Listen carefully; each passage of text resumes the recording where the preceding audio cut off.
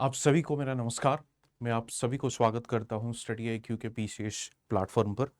आज हम और एक नई टॉपिक लेके आए हुए हैं और टॉपिक का नाम है आईएमडी ने प्रेडिक्ट किया है। इंडियन मेट्रोलॉजिकल डिपार्टमेंट उन्होंने प्रेडिक्ट किया है साइक्लोन यानी कि तूफान बंगाल की खाड़ी में फॉर्मेशन होने की संभावना है। मैं दोबारा कह रहा हूं, आईएमडी ने कोई कंफर्मेशन जारी नहीं किया है। आईएमडी ने कहा है कि संभावना है।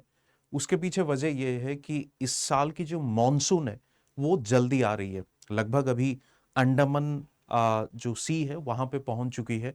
बहुत जल्द केरला कोस्ट में भी आएगी, उसके साथ साथ आगे बढ़ेगी और उड़ीसा को भी मॉनसून टच करेगी।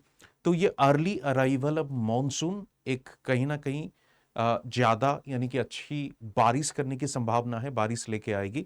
उसके साथ ये कहा जा रहा है ये जो अर्ली मॉनसून है एक साइक्लोनिक स्टॉर्म फॉर्मेशन होने की भी संभावना है। तो ये साइक्लोनिक स्टॉर्म कहाँ पे हो रही है, उसका नाम क्या रखा जा रहा है, नाम कैसे रखा भी जाता है, साइक्लोन खास करके जो ट्रॉपिकल साइक्लोन्स होते हैं उसको उसकी फॉर्मेशन की प्रक्रिया क्या है, ये सारा कुछ डिटेल हम इस वीडियो के माध्यम से चर्चा करेंगे। चलिए शुरू करते हैं। जैसे आपने देखा होगा ये आईएमडी का कहना है कि साइक्लोन जिसके नाम शक्ति होने वाली है वो बे ऑफ बंगाल की खाड़ी में यानी कि बंगाल की खाड़ी में उत्पन्न होने की संभावना है, यानी कि अगले हफ्ते की बात हो रही है। ओडिशा और वेस्ट बंगाल, बंगाल एवं ओडिशा ये दोनों जगह कुछ रिस्क चांसेस है और बांग्लादेश को भी रिस्क चांसेस है, क्योंकि फॉर्मेशन होने की संभावना है। एक तो फॉर्मेशन होगी, उसके बाद उसकी रास्ता वो तय करेगी, यानी कि उसकी डायरेक्शन जो है, उसकी गति है, कौन सी दिशा में जा रही है, उसके बाद ही हम बता पाएंगे और उसी हिसाब से आपकी रिस्क फैक्टर जो है वो भी दिखाई पड़ेगी। तो बात करते हैं डिटेल में। आईएमडी का कहना है कि अराइवल ऑफ मॉनसून यानी कि इस साल मॉनसून जो है वो जल्दी आ रही है, जिसके वजह से एक लो प्रेशर कहां पे क्रिएट हुई है, ये आपके बंगाल की खाड़ी में, खास करके पूर्वी और केंद्र पूर्वी भाग में बंगाल की खाड़ी में ये लो प्रेशर क्रिएट हुई है, जिसके वजह से ये मई 16 और 22 जो समय है उसके उसी बीच में ही ये लो प्रेशर क्रिएट होने की संभावना है, जिसके वजह से 23 से 28 के बीच में एक साइक्लोनिक स्टॉर्म उत्पन्न होने की संभावना है। करेक्ट है, संभावना की बात हो रही है, कोई कंफर्मेशन अभी तक आया नहीं है। आगे आने वाले समय पे हमें यह पता चल सकती है कि एग्जैक्टली क्या हो रही है। और आईएमडी का कहना है यदि ये साइक्लोन फॉर्म होती है इसका नाम शक्ति रखा जाएगा। हम इसको भी देखेंगे ये शक्ति कौन सी बेसिस पे रखा जा रहा है और कौन उसको रखेगा। अब देखते हैं यदि साइक्लोन फॉर्म होती है कौन सी जगह है जिसको ये अफेक्ट कर सकती है। ये होने की चांस ये है कि Orissa coast, West Bengal coast और बंगाल यानी कि बांग्लादेश आप बोल सकते हो, बांग्लादेश की कोस्ट जो है सबसे ज्यादा अफेक्ट होने की चांसेस है। हो सकती है बहुत ही इंटेंस उसका प्रभाव रहेगा या कम रहेगा, लेकिन हवा या विंड जो गस्टिंग विंड बोलते हैं यानी कि हवा चलने के साथ साथ बारिश होने की भी संभावना है। तो ये सारी चीज दिखा रही है, बट अभी तक इसके उत्पन्न होने के बाद ही हम एग्जैक्टली बता पाएंगे उसकी गति कहां पे रहेगी, लैंड फॉर्म कहां पे होगी और उसके साथ साथ उसकी इंपैक्ट कहां पे रहेगी। आईएमडी का कहना है कि एक साइक्लोनिक सर्कुलेशन जो है ये अपर एयर साइक्लोनिक सर्कुलेशन जो कि आपकी साइक्लोन फॉर्मेशन करने में मदद करती है, ये हमें लगभग 1.5 किलोमीटर से 7.5 किलोमीटर के बीच में ये हमें दिखाई पड़ रही है, यानी कि अपर एयर सर्कुलेशन जो हो रही है जो कहीं ना कहीं साइक्लोन फॉर्मेशन में मदद करती है। तो इसलिए सर आईएमडी का कहना है कि चांसेस है कि साइक्लोनिक स्टॉर्म एक शुरू हो यानी कि फॉर्मेशन हो। आईएमडी का यह भी कहना है ये जो शक्ति नाम दिया गया है ये श्रीलंका ने नाम रखा है और इसकी जो लैंडफॉल होगी ये उसी समय पे 24 से 26 के बीच में होगी। यदि जो प्रेडिक्शन है उसी हिसाब से फॉर्मेशन होती है, ये धीरे धीरे वो 24 और 26 के बीच में ही लैंडफॉल करेगी। उसके साथ साथ हम लोग देख सकते हैं heavy rainfall and strong winds और फ्लडेड होने के भी यानी कि बाढ़ आने की भी संभावना है। अब ये देखते हैं कि ये ट्रॉपिकल साइक्लोन जो है उसकी फॉर्मेशन की क्या क्या प्रक्रिया है और कौन सी ऐसी कंडीशंस है जो कि साइक्लोनिक स्टॉर्म यानी कि तूफान को उत्पन्न होने में मदद करती है। पहला तो यह है, एक तो लार्ज सी सरफेस होना चाहिए, बड़ी सी सरफेस होना चाहिए, और जो सी है समंदर की, जो पानी की टेम्परेचर यानी कि तापमान जो है लगभग 27 डिग्री से ज्यादा होनी चाहिए। आप एक चीज और देख सकते हो, यदि पूरा आप पिछले 10 साल के डेटा को आप देखोगे, अप्रैल और मई वो समय है जिस समय पे सबसे ज्यादा टेम्परेचर दिखाई पड़ती है, आपकी समंदर की टेम्परेचर दिखाई पड़ती है, क्योंकि हीट धीरे धीरे ऑब्जॉर्व होकर वो एवरेज टेम्परेचर बढ़ती रहती है। और ये वो समय है जब साइक्लोन यानी कि तूफान नदी इस समय पे आती है तो उसकी जो इंटेंसिटी है वो बहुत ज्यादा रहती है, उसकी प्रभाव बहुत ज्यादा रहती है। ठीक है, तो 27 डिग्री से ज्यादा होगी उसकी टेम्परेचर।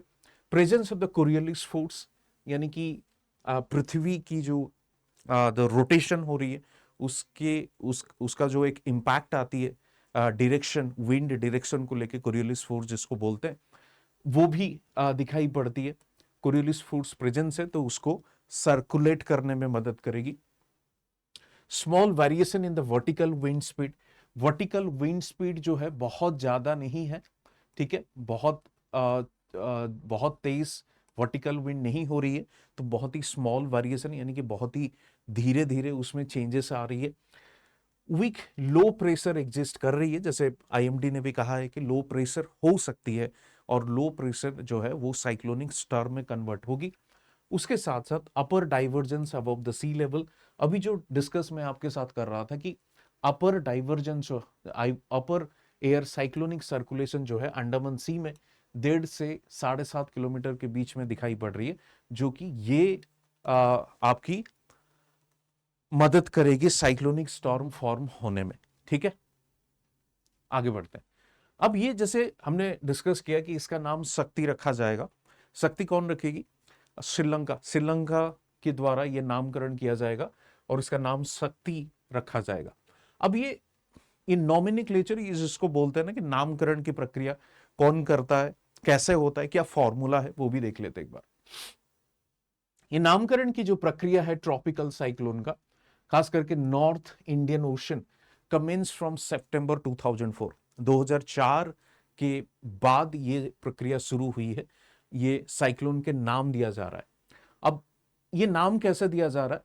8 सदस्य या 8 मेंबर्स हैं, 8 सदस्य हैं, एक पैनल पहले बनाया गया था, उसी पैनल को ये जिम्मेदारी सौंपी गई थी कि उन्होंने ये नामकरण की प्रक्रिया को रखेंगे। Since then 5 countries have joined the panel and उसके बाद 5 देश उन्होंने ज्वाइन किया है एंड ये प्रक्रिया फिर से चल रही है और नामकरण किया जा रहा है। अब the panel members names after listed alphabetically country wise, तो ये कौन सी देश नामकरण करेगी या तय करेगी, ये कैसे डिसाइड होगा? अल्फाबेटिकल ऑर्डर में। ओके, अल्फाबेटिकल ऑर्डर के साथ साथ डिसाइड होगी कि नामकरण कैसे किया जाएगा। तो सपोज मान लीजिए कोई देश का नाम ए से है तो उसको पहले मौका दिया जाएगा आप नामकरण करो, फिर बी वाला आएगा सेकंड में से सी, तो अल्फाबेटिकली होती है। The names will be used sequentially column wise, sequentially column wise. Actually होता क्या है, ये जो अल्फाबेटिकली यानी कि कंट्रीज को बोला जाता है, आप कुछ नाम तय करो, तो 5 6 7 8 कुछ नाम आपने चुना और उस कॉलम में उस नाम को मेंटेन किया गया, और जैसे जैसे तूफान आती रहेगी अल्फाबेटिकली हम लोग उस कॉलम से नाम को पिक करते रहेंगे। ठीक है, the first name will start from the first row of column 1 and continue sequentially to the last row in the column 13. Okay, first name जो होगी वो फर्स्ट रो से ही शुरू होगी, उसके बाद वो कंटिन्यू करके लास्ट रो तक पहुंचेगी। The names of tropical cyclones over the north Indian ocean will not be repeated. ये नाम जैसे मान लीजिए शक्ति है, शक्ति नाम दिया गया, हो सकता है कि फिर रोटेट होते होते फिर से आके श्रीलंका के पास पहुंचे, बट शक्ति नाम फिर से श्रीलंका नहीं दे सकती है, एक नया नाम उसको देना पड़ेगा। Not repeated, once used it will cease to be used again, दोबारा उसको इसके उस नाम के इस्तेमाल नहीं किया जा सकता है। ठीक है, अब इस टेबल को थोड़ा देखते हैं। जैसे आप देख सकते हैं कि Bangladesh, India, Iran, Maldives, Myanmar, Oman, Pakistan, ये सारे कंट्रीज हैं जिन्होंने नाम दिया है। देखिए कौन से नाम इन्होंने दिया है। जैसे बांग्लादेश नाम दिया है निसर्ग, इंडिया दिया है गति, निवार। तो वैसे ही देखिए बांग्लादेश निसर्ग दिया, फिर क्या दिया, बिपरजॉय, अर्नव, उपाकुल, ऐसे ही नाम दिया गया है। अब यहां पे आते हैं, इससे पहले जो आपकी साइक्लोन आई थी, आपको यदि याद होगा, मैं आपको आपके याद दिला दूं, इसका नाम दाना एक रखा गया था और एक ये जो है ना फेंगल रखा गया था, दाना और फेंगल। ओके, ये 2024 में, दोनों ही 2024 में ये दोनों ही आई थी। दाना रखा गया था जो कि इंडियन कोस्ट में, नॉर्थ इंडियन ओशन में, दाना और फेंगल रखा गया था।